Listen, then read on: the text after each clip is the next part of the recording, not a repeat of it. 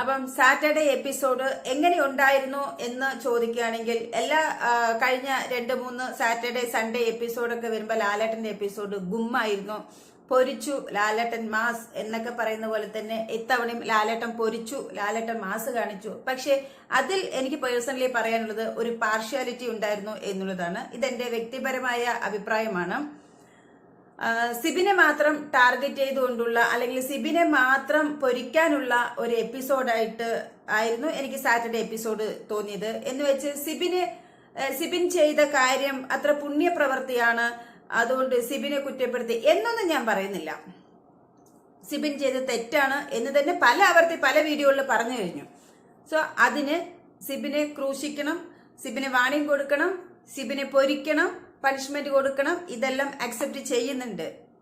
പക്ഷേ നിറത്തിന്റെ പേരിൽ അധിക്ഷേപിച്ച അപ്പുറത്തൊരു മുല്ലപ്പൂ മഹാറാണിയുണ്ട്, ജാസ്മിൻ എന്തൊക്കെ വിളിച്ചു പറഞ്ഞിട്ടുണ്ട്. ഇതേ വീക്കിൽ നടന്ന ഈ സംഭവത്തിന് വീക്കെൻഡ് എപ്പിസോഡിൽ വരുമ്പോൾ ലാലേട്ടൻ ഒരാളുടെ തെറ്റ് മാത്രം കാണുകയും അതിനെ ഹൈലൈറ്റ് ചെയ്യുകയും ആ പുള്ളിക്ക് മാത്രം പണിഷ്മെന്റ് കൊടുക്കുകയും ചെയ്യുമ്പോൾ അതേപോലത്തെ ഒരു തെറ്റ് ചെയ്ത വേറൊരു വ്യക്തിക്ക് ഒരു കാരണവശാലും അവരുടെ പേരോ അല്ലെങ്കിൽ അവരെന്തെങ്കിലും ചെയ്തോ എന്ന് പോലും പരാമർശിക്കാതെ ഫ്രീ ആയിട്ട് അങ്ങനെ വിട്ടത് എനിക്കെന്തോ വല്ലാത്ത ഇത് തോന്നി. ഇന്നത്തെ എപ്പിസോഡിൽ അത്ര സുഖമല്ലാത്തതായിട്ടാണ് എന്റെ ഒരു അഭിപ്രായം, എന്റെ ഒരു പേഴ്സണലി ഒപ്പീനിയൻ ആണ്.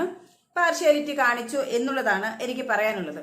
ഒരാളെ മാത്രം അങ്ങനെ പറയുമ്പോൾ നിറത്തിന്റെ കാര്യത്തിൽ ജിൻഡോയെ ഇത്രയും അധിക്ഷേപിച്ച ജാസ്മിന് എതിരെ ഒന്നും ലാലേട്ടൻ പറഞ്ഞില്ല. അപ്പോ ജിൻഡോയ്ക്ക് നീതി വേണ്ടേ? അപ്പൊ ഋഷി പറയുന്നുണ്ട്, ഞാൻ സങ്കടപ്പെട്ടത് സിബിന് പെട്ടെന്ന് പുറത്തായി എന്ന് പറഞ്ഞപ്പോൾ എനിക്കത് ഭയങ്കര സങ്കടമായി.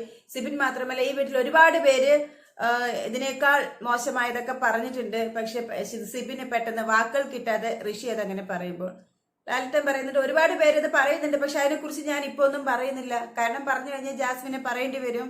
സോ നീറ്റായിട്ട് മുല്ലപ്പൂ ഫാൻസ് എന്താണോ ഉദ്ദേശിച്ചത്, മൂക്കള ഫാൻസ് അത് സാധിച്ചോ. ഇപ്പോ അവരുടെ PR ആണ് ഏറ്റവും കൂടുതൽ ഈ ഏഷ്യനെറ്റിന്റെ പ്രൊമോയില് ഇൻസ്റ്റയിലും FBയിലും യൂട്യൂബിലെല്ലാം അവരുടെ PR വർക്കാണ് നടക്കുന്നത്.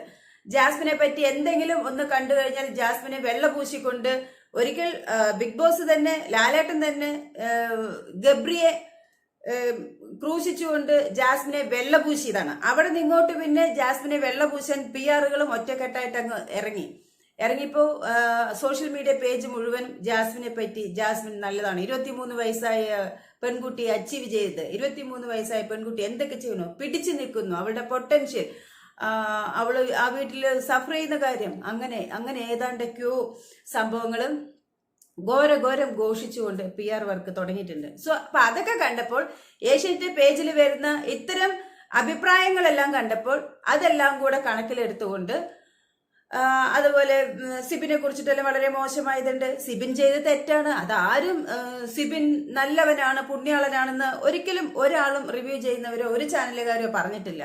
സിബിൻ നല്ല കണ്ടസ്റ്റന്റ് ആണ്, സിബിൻ BB മെറ്റീരിയൽ ആണ്, ഇതൊക്കെ പറഞ്ഞിട്ടുണ്ടെങ്കിലും സിബിൻ ചെയ്ത തെറ്റ് ആരും നല്ല പ്രവൃത്തിയാണെന്നൊന്നും പറഞ്ഞിട്ടില്ല. ശിക്ഷ കൊടുക്കണം തന്നെയാണ് പറഞ്ഞിട്ടുള്ളത്. അതേസമയം ആ വീട്ടിൽ ആരൊക്കെ എന്തൊക്കെ പറഞ്ഞിട്ടോ അവർക്കും സെയിം ആയിട്ടുള്ള ഒരു ഉപദേശമെങ്കിലും അല്ലെങ്കിൽ ഒരു വാണിംഗ് എങ്കിലും കൊടുക്കണമായിരുന്നു.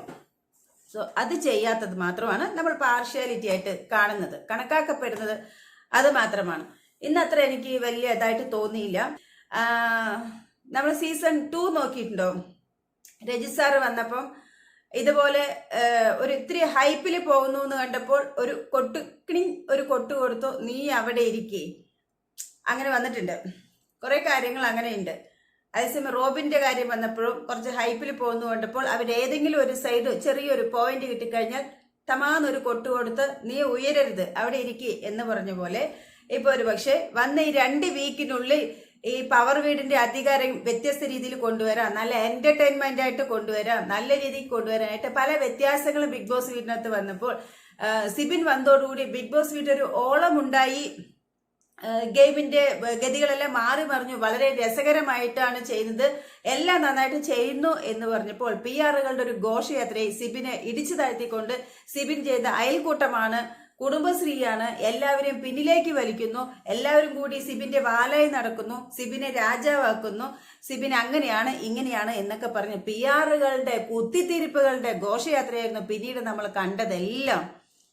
ഒരു പക്ഷേ ഈ ബിഗ് ബോസും ലാലേട്ടനും ഈ ബിഗ് ബോസിന്റെ എൻഡ് മോൾ ഷൈൻ ടീമും ഈ ക്രൂ മെമ്പേഴ്സ് എല്ലാം ഈ PR-കളുടെ മെസ്സേജ് കണ്ടിട്ടായിരിക്കും വിലയിരുത്തിയിട്ടുണ്ടാവുക എന്നുള്ളത് എൻ്റെ ഒരു ചെറിയ ഒരു അഭിപ്രായമാണ് കേട്ടോ. കാരണം നമ്മൾ കാണുന്നതിലെല്ലാം സെയിം അഭിപ്രായങ്ങൾ ഇപ്പൊ യൂട്യൂബിൽ കണ്ട അതേ അഭിപ്രായം തന്നെ ചില ഐഡികളൊക്കെ നോക്കിയിട്ടുണ്ടെങ്കിൽ ഒന്നിനും പേരും അഡ്രസ്സും ഒന്നും ഉണ്ടാവില്ല.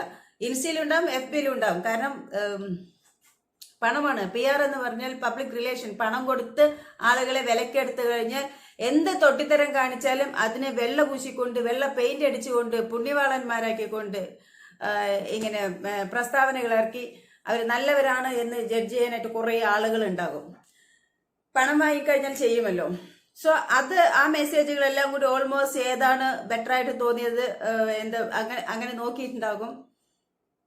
അപ്പൊ പിന്നെ മെജോറിറ്റി നോക്കിയപ്പോൾ PR-ന്റെ മെസ്സേജുകളായിരിക്കും ഹൈപ്പിൽ നിൽക്കുക. എങ്കിൽ പിന്നെ ആ മെസ്സേജിൽ നിന്ന് കുറെ മെസ്സേജുകൾ എടുത്ത് ലാലേട്ടൻ വന്ന് ലാലേട്ടനോട് പറഞ്ഞു കൊടുത്ത് അവിടെ ഒരു സ്ക്രിപ്റ്റ് നടന്നു. ലാലേട്ടൻ ഇവിടെ വന്ന് പറഞ്ഞു. അത്രേ ഉള്ളൂ സംഭവം. അപ്പം എന്താണെന്ന് പറഞ്ഞാൽ ഒരുപാട് പേര് പറയുന്നുണ്ട് സിബിൻ രാജാവായി, സിബിൻ എല്ലാവരെയും വാലാക്കിക്കൊണ്ട് നടക്കുന്നു എന്നുള്ളത്. എല്ലാവരും സിബിന്റെ പുറകെ പോകുന്നുണ്ടെങ്കിൽ അത് സിബിന്റെ ഒരു കഴിവല്ലേ? അങ്ങനെ എന്തുകൊണ്ട് ചിന്തിച്ചൂടാ? വൈൽഡ് കാർഡായിട്ട് വന്നിട്ട് ആ വൈൽഡ് കാർഡിൽ വന്നവരെയും വീട്ടിനകത്തുള്ളവരെയും തന്റെ പിന്നിലേക്ക് കൊണ്ടുവരാൻ, താൻ ഞൊടിച്ചവിടത്തേക്ക് കൊണ്ടുവരാൻ, അല്ലെങ്കിൽ തന്റെ അഭിപ്രായത്തിലേക്ക് അവരെ കെട്ടിയിടാൻ കഴിഞ്ഞെങ്കിൽ അതവരുടെ മിടുക്കല്ലേ, അതവരുടെ കഴിവല്ലേ? ഈ ഗെയിമിൽ ഏത് തന്ത്രം വേണമെങ്കിലും ഉപയോഗിക്കാം. എങ്ങനെ ഒരു ഫ്രണ്ട്ഷിപ്പ് ആണെന്നും പറഞ്ഞ് ഒരു ലവ് ട്രാക്ക് ഇത്രയും വൃത്തികെട്ട ചേഷ്ടകളും കാണിച്ച് രാത്രി ലൈവിൽ കൊണ്ടുപോയതിനെ എങ്ങനെ ഈ മുല്ലപ്പൂ ഫാൻസ് പൊക്കി പിടിച്ചുവോ അവർക്ക് അതിനെ കഴിയുന്നുണ്ടെങ്കിൽ അവർ രണ്ടുപേരും ചെയ്യുന്നത് അത്ര നല്ല പ്രവൃത്തിയാണ് എന്ന് പൊക്കി പിടിക്കുന്നവർക്ക് അത് പറയാൻ കഴിയുന്നുണ്ടെങ്കിൽ, സിബിൻ വന്ന് കുറച്ച് ദിവസം കൊണ്ട് മറ്റുള്ളവരെയെല്ലാം തന്റെ കൂടെ നിർത്താൻ പറ്റിയെങ്കിൽ അത് സിബിന്റെ സ്ട്രാറ്റജി, സിബിന്റെ കഴിവ്. അത് ബിഗ് ബോസ് വീടല്ലേ, ഇങ്ങനെ തന്നെയല്ലേ കളിക്കുക. സോ അപ്പൊ ഞാൻ സിബിന് ശിക്ഷ കൊടുത്തതിന് അയ്യോ ശിക്ഷ കൊടുത്തു അങ്ങനെ ഇങ്ങനെ അതൊന്നും ഞാൻ പറയാൻ പോകുന്നില്ല. ഒരു ശിക്ഷയുടെയൊക്കെ കാര്യം സിബിന് ആവശ്യമുണ്ട്. ഈ പറഞ്ഞതില് സിബിൻ ചെയ്ത് തെറ്റാണ്. അതിന് സിബിന് ശിക്ഷിക്കപ്പെട്ടാൽ ശിക്ഷിക്കപ്പെട്ടെ. ഇപ്പൊ നോമിനേഷനിൽ വന്നിട്ടുണ്ടല്ലോ, ഇനി ജനങ്ങൾ തീരുമാനിക്കട്ടെ. അപ്പം ഇനി സിബിൻ പൂർവാധികം ശക്തിയോടുകൂടി സിബിന് മനസ്സിലാക്കിക്കൊണ്ട് മുന്നോട്ട് പോകട്ടെ, അത്രേ പറയാനുള്ളൂ. അതല്ല പക്ഷേ ജിൻഡോയെ ആക്ഷേപിച്ചതിന് ജിൻഡോയ്ക്ക് നീതി കിട്ടിയില്ല. ജാസ്മിൻ അവിടെ പുണ്യാളത്തെയായി. അതേപോലെ തന്നെ കാലേവാരി നിലത്തടിക്കും എന്ന് പറഞ്ഞതുപോലും നമ്മൾ ആ ലൈവ് കണ്ടിട്ട് നമ്മൾ പോലും ശ്രദ്ധിച്ചിട്ടില്ല. എന്താ പറയാ, നമ്മൾ കണ്ടതാണ് കാലേവാരി നിലത്തടിക്കുന്നുള്ളത്. പക്ഷെ അത് ആ സമയത്ത് ജിൻഡോ അറിയാതെ വരുന്നതാണ്. നീ അങ്ങനെ ചെയ്തിട്ടുണ്ടെങ്കിൽ ഞാൻ ഇങ്ങനെ ചെയ്യുന്നുള്ളത് നമ്മൾ ആ സംസാരിക്കുന്ന ഒരു ഫ്ലോയിൽ വരുന്നതാണ്. പക്ഷെ നമ്മൾ പോലും ശ്രദ്ധിച്ചില്ല ഇതിന് പിന്നിൽ ഒരു ഇത് നടന്നിട്ടുണ്ടോ എന്നുള്ളത്. എപ്പോഴും ഏതൊക്കെയോ സിബിൻ പറഞ്ഞത് വെച്ച് കണക്ട് ചെയ്ത് ലാലേട്ടൻ അതുപോലും കൊണ്ടുവന്നു. അപ്പോഴാണ് എനിക്ക് മനസ്സിലായത്, ഓഹോ കംപ്ലീറ്റ് എന്തൊക്കെയാണ് ഈ 2 ആഴ്ച കൊണ്ട് സിബിൻ വന്നപ്പോൾ എന്നുള്ളതെല്ലാം പോയിന്റ് ചെയ്ത് നോട്ട് ചെയ്ത് എന്നിട്ട് ജാസ്മിനോട് ചോദ്യം ചോദിക്കുന്നു. അതിലെന്തെങ്കിലും സംശയമുണ്ടോന്ന് എല്ലാം ജാസ്മിനോട് ചോദിച്ചിട്ടാണ്. ജാസ്മിൻ എന്ത് പറയുന്നോ അതിനുള്ള ശിക്ഷ കൊടുക്കാൻ തയ്യാറായ പോലെ. അതുപോലെ നോറയ്ക്കും ജാസ്മിനും വേണ്ടിയിട്ട് ഇന്ന് എപ്പിസോഡ് വളരെ മാറ്റി പിടിച്ച് കൊണ്ടുപോയതായിട്ട് എനിക്ക് തോന്നിയതാണ് ഞാൻ പറയുന്നത്. അപ്പം എന്താ പറയാ, നോറയെ തൃപ്തിപ്പെടുത്തുക. കാരണം അവരൊക്കെ വീക്കായി എന്ന് പറഞ്ഞ് കുറെ മോങ്ങിക്കരയുന്നതുകൊണ്ട് അവരെ ഒന്ന് ബൂസ്റ്റ് ചെയ്ത് കൊണ്ടുവരാൻ വേണ്ടിയിട്ടായിരിക്കും, നോറയെ തുള്ളിച്ചാട്ടിപ്പിക്കാൻ വേണ്ടിയിട്ടായിരിക്കും. അതുപോലെ ജിൻഡോയ്ക്ക് പണിഷ്മെന്റ് കൊടുത്തതിൽ നോറയുടെ അഭിപ്രായം, നോറ എന്താ തീരുമാനിക്കുന്നോ അതിന് അനുസരിച്ച് കൊടുക്കാനായിട്ടാണ് ലാലേട്ടൻ പറഞ്ഞത്.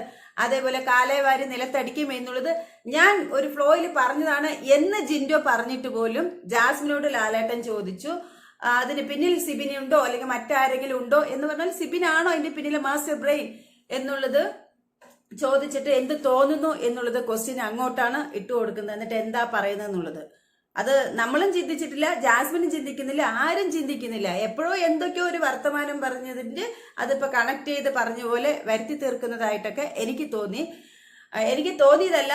ഈ എപ്പിസോഡ് സാറ്റർഡേ എപ്പിസോഡ് കണ്ടാൽ അങ്ങനെ നമ്മൾക്ക് മനസ്സിലാക്കാൻ പറ്റുള്ളൂ. പിന്നെ പ്രത്യേകിച്ച് ഇതില് ജാൻമോണി എവിക്റ്റായി പോണം എന്നുള്ളത് നേരത്തെ പോയാൽ കുഴപ്പമില്ല എന്ന് ജാൻമോണി പറഞ്ഞെങ്കിലും പക്ഷെ പോകുന്ന സമയത്ത് ഭയങ്കര കരച്ചിലായിരുന്നു. എല്ലാവരോടും നല്ല അറ്റാച്ച്മെന്റ് ഉള്ളതുകൊണ്ടും പവർ ടീമിൽ വീണ്ടും വന്ന് രണ്ടാമതാഴ്ചയും കൂടി വീണ്ടും പവർ ടീമിൽ ഇരിക്കാനുള്ളതും കൂടെ കിട്ടിയിട്ട് പോകേണ്ടി വന്നപ്പോൾ പൊട്ടി കരയുന്നുണ്ടായിരുന്നു. അത് കണ്ടപ്പോൾ എനിക്ക് യമുന പോയപ്പോൾ ഉള്ള ആ ഒരു സങ്കടം ഉണ്ടല്ലോ, അതൊക്കെ എനിക്ക് ഓർമ്മ വന്നു.